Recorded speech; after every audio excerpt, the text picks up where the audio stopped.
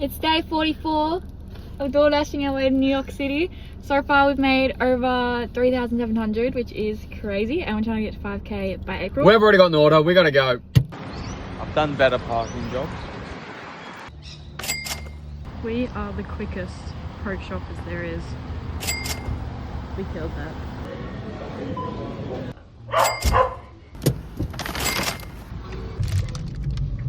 The lady we just delivered to, she was really nice, and she gave us a $5 tip. This is great. Add that to the total. We love a tip.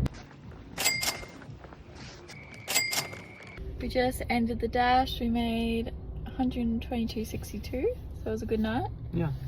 Did a few shopping, did a few drop-offs. We actually felt like we were moving quick tonight. Like we did things quick. Well, we weren't out for long at all. Yeah. Consistent things, but we haven't got one for the last like 20 minutes, so we decided to end it, call it a night. But we'll see you in the next one. Bye. Yeah.